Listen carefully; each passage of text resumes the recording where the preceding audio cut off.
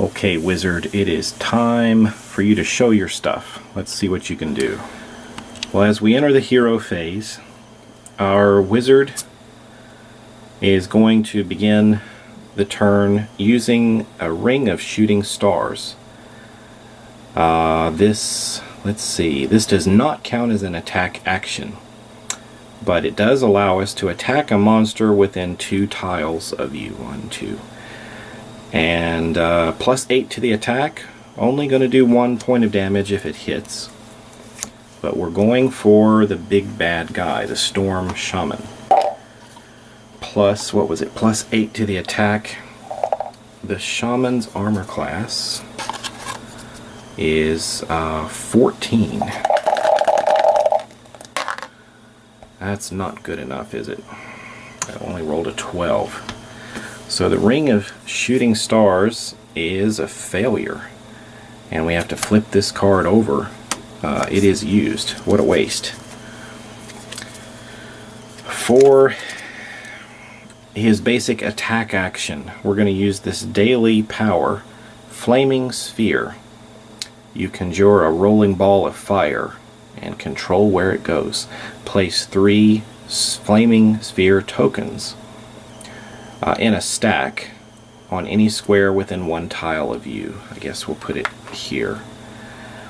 Instead of moving during your hero phase, you can move the Flaming Sphere stack 1 tile.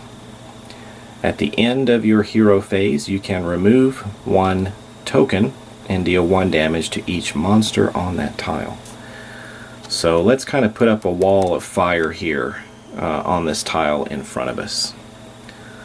So we'll flip this over and get out the Flaming Sphere tokens. Here is our stack, and we get to place these within 1 tile. So we'll put them right there. And we'll go ahead and move them a little closer to us. So anybody coming on here, we can potentially attack with these. Alright, that was our main action. We now have a move action available to us. Instead of moving, we can move the flame spheres over here into this area and let it do 1 damage to each of the enemies there. But I'm just kind of taking a look at some of the tactics here.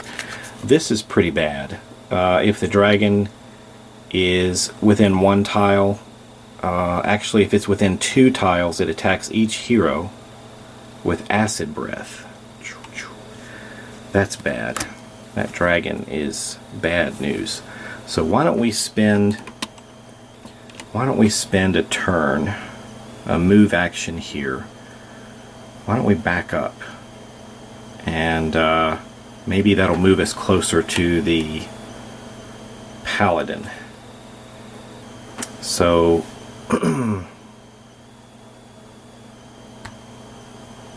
maybe back this way. Let's just move straight back. Okay, I can't move those guys. So with a speed of 6, 1, 2, that's fine. We'll just, we'll just move there. We'll move back to this edge, and that's going to bring us to the end of the hero phase. I don't think anything else is going to happen. We're going to leave the flaming spheres where they are. And let's continue on. Exploration phase. No, we're not going to explore. So that means we've got to take an encounter card, which is always bad news. The event card is spotted. Uneven ground causes you to stumble, alerting a nearby guard to your presence. So perhaps as our wizard was rushing to get at a safe distance from the dragon, he may have alerted a nearby guard. It says draw 5 monster cards and discard any monster that is not a sentry. Discard any that's not a sentry. Shuffle the remaining cards, I guess those that are sentries, and put them on top of the monster card deck. Alright, so 1, 2, 3, 4, 5. 5 monster cards. Not a sentry, not a sentry, not a sentry, not a sentry is a sentry. So we have a Durgar guard he's going to go on top of the monster card deck. And 2 snakes and 2 grells, I guess, get discarded. Well, let's continue on here. It says place the bottom tile from the dungeon tile stack next to the closest or unexplored edge closest to the active hero, and then draw a monster card to place it on its new tile.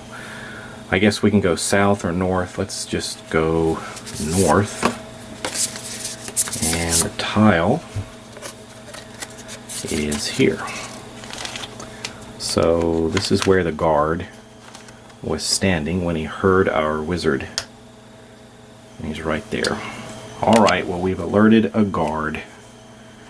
And we're moving on through the villain phase. That was the encounter card, step 1. Now we're activating the villain, which is the Storm Shaman.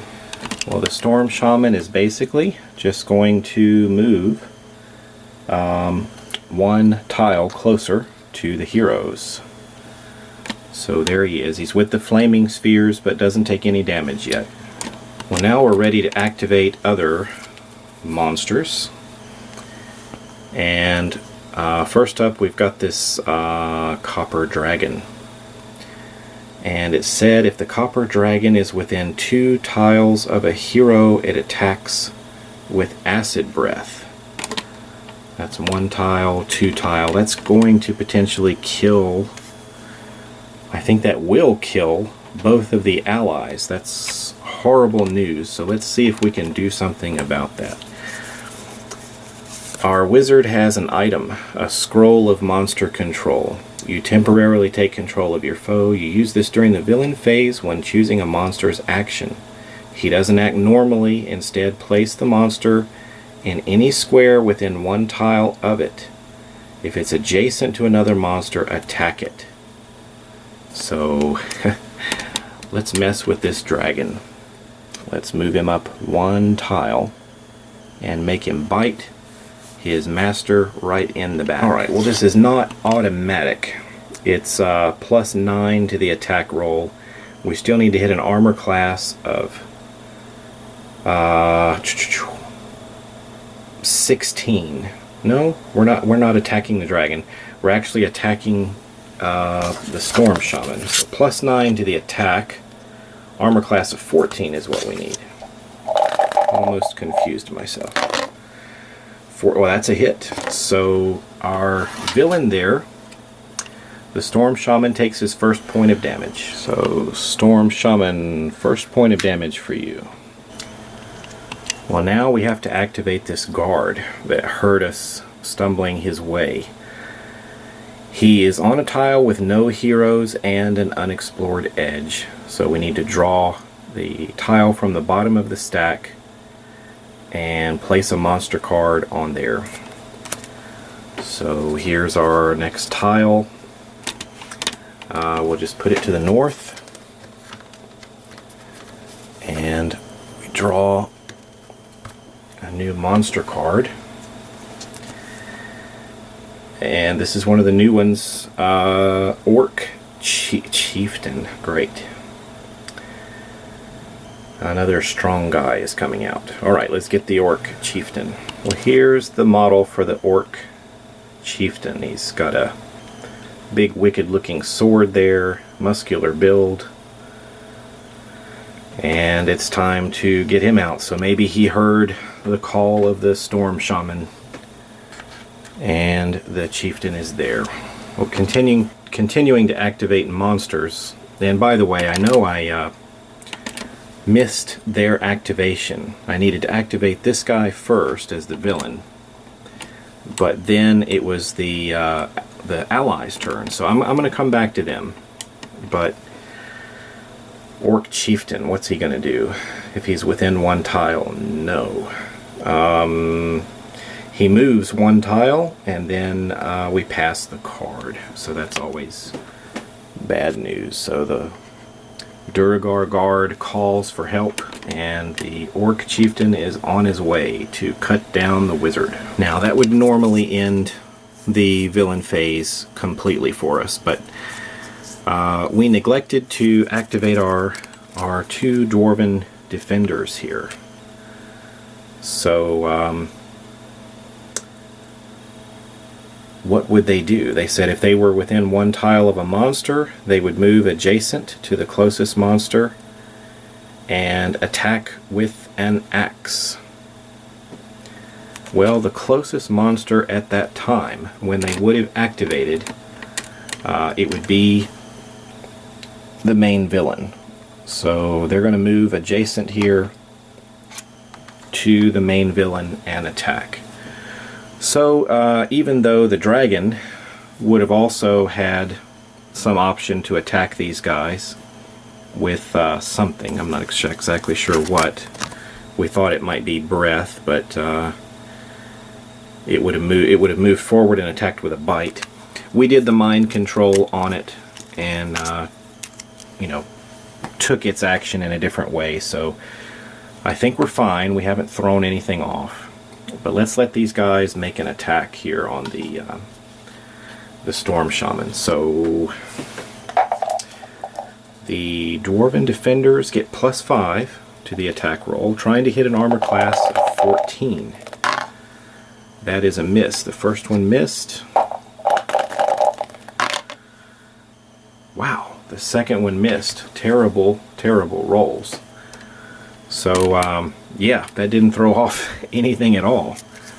Except just move these guys into position to be destroyed. So, bad news for them. Alright, well there's the scene. The dragon, the main villain, right on top of the Dwarven defenders and the flaming spheres. The wereboar bringing up the rear. Our wizard retreated, but now he has... well, now he has an orc chieftain rushing up behind him. Our paladin is on his way, trying to duck and dodge past the poison dart trap, and the cleric is following behind. And I'm a little worried about him being able to get through that trapped room. So it's a big mess. I was playing with all 5 healing surges, never thinking that I would need to use so many. I've got 2 left, and I'm not even sure if I can win this. So stay with me. Join me for the next turns coming up soon.